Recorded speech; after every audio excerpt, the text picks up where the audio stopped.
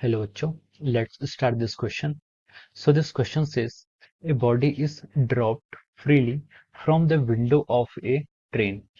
Will the time of free fall will be equal if the train is stationary and train moves with some constant velocity and the train moves with an acceleration? तो चलिए बच्चों, अब हम इस question को आगे start करते हैं।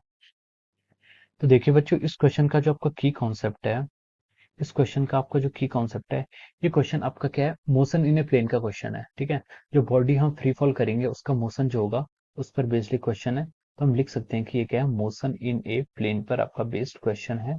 ठीक है, या फिर हम इसे फ्री फॉल का कॉन्सेप्ट भी यहाँ पर यूज करेंगे। ठीक है, अब देखिए उसने क्या बोला कि हम बॉडी को अगर ड्रॉप कर रहे हैं freely from the window of A train. ठीक है, will the time of free fall will be equal if the train is stationary and the train is moving with constant velocity or the train is moving with some acceleration। ठीक है, अब देखिए question में हमसे बोला है कि free fall, ठीक है, टाइम ऑफ फ्री फॉल हमें कैलकुलेट करना है। ठीक है, टाइम ऑफ फ्री फॉल हमें कैलकुलेट करना है। ठीक है, अब मान लीजिए अगर आपकी ट्रेन स्टेशनरी है, ठीक है, ये आपका केस वन है जहां पर आपकी ट्रेन स्टेशनरी है।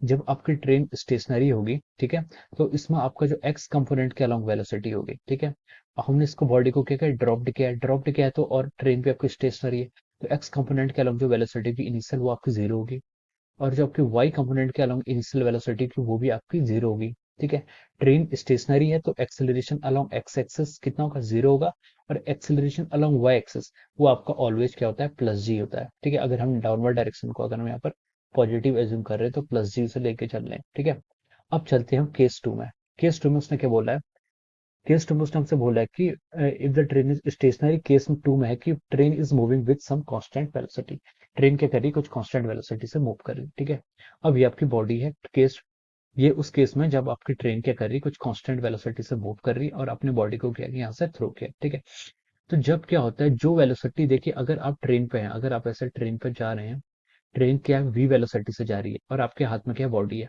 तो वो जो बॉडी है या फिर ट्रेन के अंदर जो कुछ भी है सबकी वेलोसिटी कितनी रहेगी, वी रहेगी। ठीक है, अगर जो आपकी बॉडी है उसकी वेलोसिटी भी उतनी ही होगी, या फिर जो आपको बॉडी को हम ड्रॉप करने वाले हैं उसकी वेलोसिटी भी उतनी ही होगी जितनी वेलोसिटी आपकी क्या है, ट्रेन की है। ठीक है, तो जो बॉडी की इनिशियल वेलोसिटी होगी, बॉडी की इनिशियल वेलोसिटी वो कितनी होगी, आपकी एक्स एक्सिस के अलोंग वी होगी। बॉडी की initial velocity along y axis के अलोंग कितनी होगी, जीरो होगी। एक्सीलरेशन अलोंग एक्स एक्सिस, अगर देखिए बॉडी उसने बोला है कि it is moving with constant velocity, तो एक्सीलरेशन आपका जीरो होगा।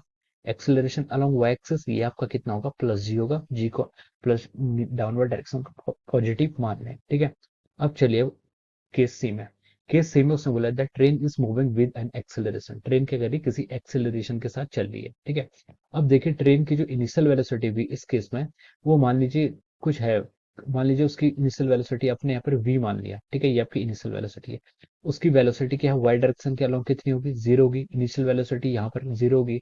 ठीक है, एक्सेलरेशन अलोंग एक्स एक्सिस इस बार जीरो नहीं है, क्योंकि क्वेश्चन में उसने बोला है the train moves with an acceleration, तो एक्सेलरेशन यहाँ पर जीरो तो नहीं है। ठीक है, और आपका एक्सेलरेशन अलोंग वाई एक्सिस ये यहाँ पर भी आपका क्या है, प्लस जी है।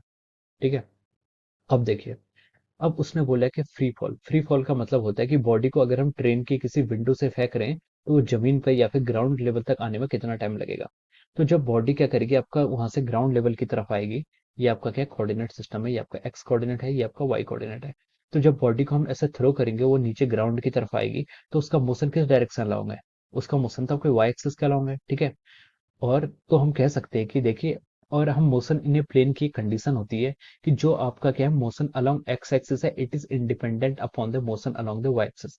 एक्स और वाई एक्सिस का जो आपके परपेंडिकुलर या फिर जो आपके ऑर्थोगोनल कोऑर्डिनेट सिस्टम होते हैं उनके अलोंग जो मोशन होता है वो क्या होता है, एक दूसरे से इंडिपेंडेंट होता है। ठीक है, तो यहाँ पर हम लिख सकते हैं कि motion along x and y axis is independent, motion along x and y axis is independent. हमने यहाँ पर प्लेन बोला है, तो यहाँ पर दो ही कोऑर्डिनेट सिस्टम का हम यूज करेंगे। ठीक है, motion along x and y axis is independent, independent होगा। ठीक है, उन दोनों का मोशन।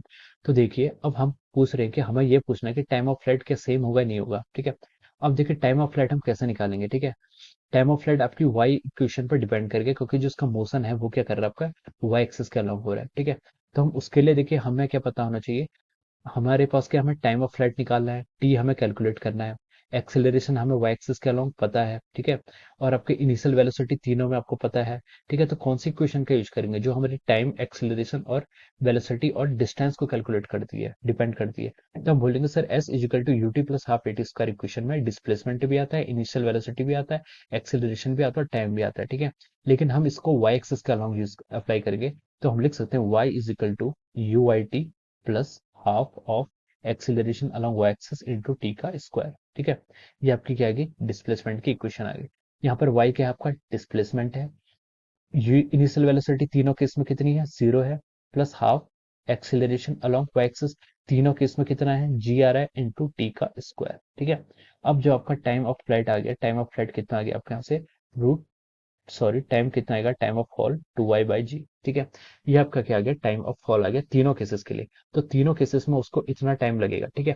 अब जो आपका टाइम ऑफ फॉल है वो किस पे डिपेंड कर रहा है, टू कांस्टेंट है, जी आपका तीनों के लिए कांस्टेंट है, वाई पे डिपेंड कर रहा है, ठीक है। और वाई पे उसने हमें बोला है कि बॉडी को हम क्या कर रहे हैं, dropped from the window of a train. तीनों केसेस में जहां से हम ड्रॉप कर रहे हैं वो हाइट आपकी सेम है, हाइट सेम है। तो हम यहाँ से कह सकते हैं कि जो आपका टाइम होगा, टाइम भी क्या होगा आपका सेम होगा, ठीक है।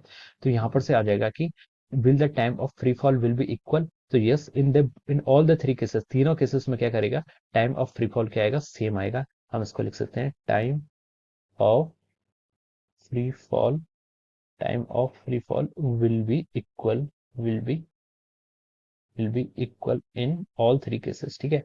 तीनों केसेस में क्या आएगा आपका, टाइम ऑफ फ्लाइट क्या आएगा आपका, सॉरी टाइम ऑफ फॉल कितना आएगा आपका, वो आपका क्या आएगा, सेम आएगा तीनों केसेस में। क्योंकि जो टाइम ऑफ फॉल है वो आपका एक्स एक्सिस के अलोंग डिपेंड ही नहीं करता है। भले ही आप उसे कांस्टेंट वेलोसिटी से मूव कराने, भले ही वो रेस्ट को या फिर एक्सेलरेशन को, वो तो सिर्फ वाई एक्सिस के मोशन के पे आपका डिपेंड करता है। और वाई एक्सिस पे तीनों का मोशन क्या सेम है। तो आपका जो टाइम ऑफ फॉल आएगा वो क्या आएगा, तीनों में सेम आएगा, ठीक है। So this is the answer of this question. So I hope you all understood this concept. All the best and thank you so much.